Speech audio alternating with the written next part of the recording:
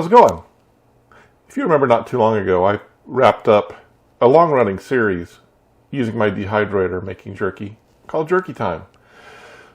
Finished that up, and at the end of it, in the last episode, I made mention that I had some ideas about things I wanted to do with my dehydrator next. One of the things I wanted to do was retire my old dehydrator. I did get a new one. I think I showed you that one off in my last video. But today we're going to start our new series where we're going to start making our own, I don't want to say spices, we're going to start making our own powders though. So maybe somewhat our own spices in the dehydrator. Today we're going to start out with something really simple, since it's the first thing we're going to try. And we're going to make our own garlic powder.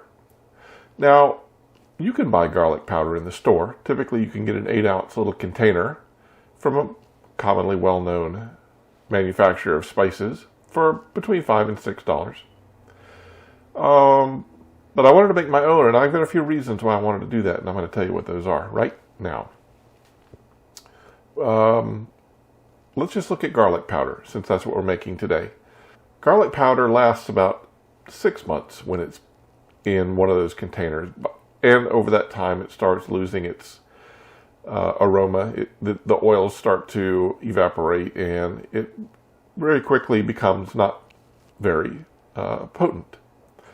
One of the things with freshly made garlic powder is it is extremely strong and flavorful and aromatic. And, you can make it yourself, and it's good for about 6 months. So what's the point of making our own garlic powder? What's the value we get out of this? First of all, as I just mentioned, we get the flavor. There is some effort involved. There's some work. So is it worth the time?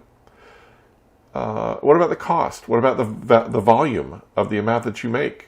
So these are a bunch of questions we're going to answer today as we try making our own garlic powder for the first time in our dehydrator. So this is very simple. The first thing we're going to do is I bought, so as I said, garlic powder costs about $5 to $6. I bought $6 worth of fresh garlic at the store, and spent about 15 minutes cleaning it all up, peeling it all the way down to the cloves. That was actually a fairly lengthy process. One of the things you can do to reduce that, I believe, you can buy pre-peeled garlic. That would very much shorten the process. And, I think there's, of course, some cost involved because you're going to have to pay for that processing. But, and there's probably, I don't know, some preservatives, and I don't know how fresh it is. But I bought brand new fresh garlic, and I spent about 15 minutes cleaning it up. And the next thing I had to do was figure out how I wanted to break it down.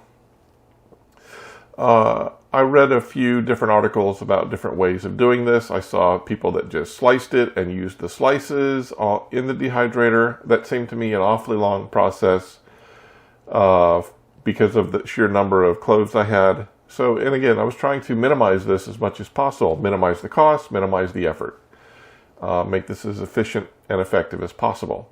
So I didn't think slicing was a good answer. So I saw this other video from a spice specialist, and they had actually used a mortar and pestle and smashed the garlic up. And I thought, well, that sounds fun.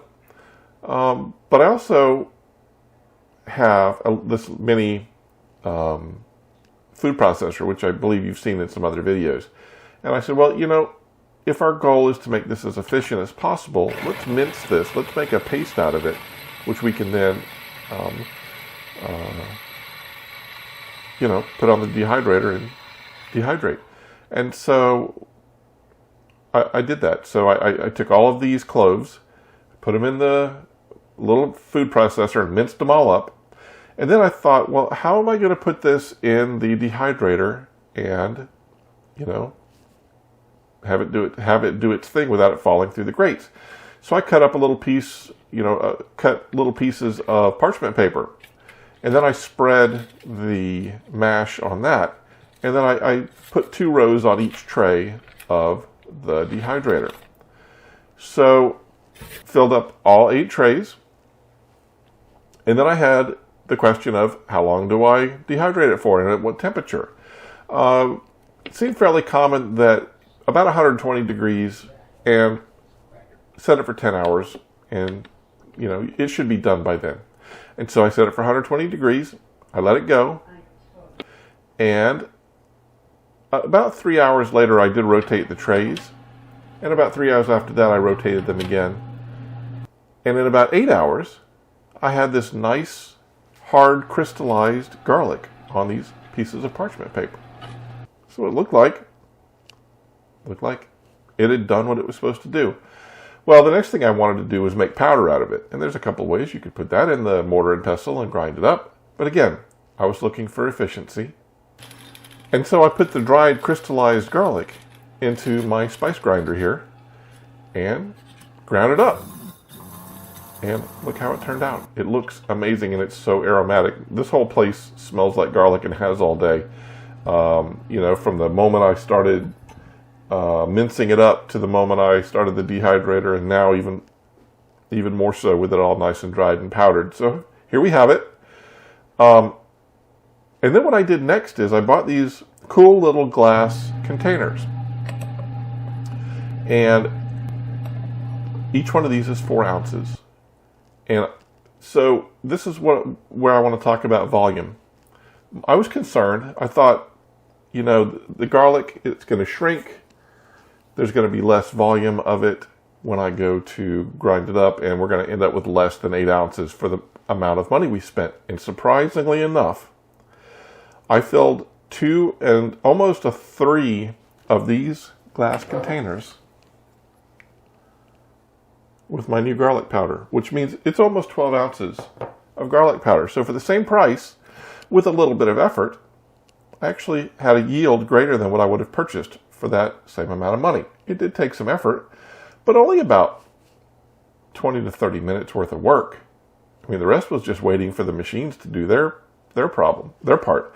If I had eliminated the cleaning of the garlic at the beginning, if I just bought store-bought pre-peeled garlic, that would have eliminated all that work. I mean, literally, it would have taken me maybe 10 minutes to set this up. So that level of effort can be minimized. The volume of the garlic we received, about 50% greater than what we would have received had we purchased the pre-made bottle. So we have more volume, we have a better quality product because it is fresh and brand new, and I have the satisfaction of knowing that I made this myself, and it's, I know exactly what's in it, and I don't know, just a little bit of self-pride in having done it. Now, for storing these, as I showed you, I have these nice glass containers. They have a pop top with a rubber gasket seal. But I was also worried about moisture because, there may have been, some moisture left in the garlic itself. Or humidity might get in this and turn this into a block of garlic. Well, what I did was, in the bottom of each of these little jars, I put a packet of silica gel. The stuff you find when you buy stuff and it's in there absorbing moisture. And so put a pack of silica gel on the bottom. I guess it's not edible, so we got to make sure we don't tear into that as we're getting our garlic powder out. But, I mean, we can be a little bit careful with that. So a little pack of silica gel, filled that jar up, sealed it, and I'm good for about 6 months worth of garlic powder for, about the same as I would have paid for the bottle. But I got more, and I got the satisfaction of doing it myself. So, we haven't tried this yet. I suspect it's going to be delicious, but we're going to save that for tomorrow.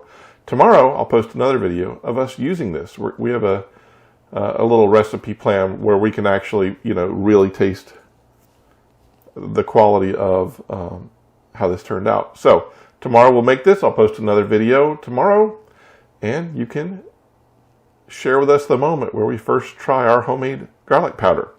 So this series, I'm going to be, about every 2 weeks, I'm going to be creating a new batch of some kind of powder or spice. I have lots of stuff planned, And the way this is going to work is on the first day, I'm going to make the product. And on the second day, I'm going to make a recipe with that product and see how it turns out. That's going to be our MO here for a little bit. I don't know how long this is going to last, but you know, I thought it was interesting. I thought it was a new use for my dehydrator, and I'm kind of interested to see how this is all going to play out. All right. Well, there you have it. Garlic powder. I made it myself. I'm kind of proud of it. We'll see you later.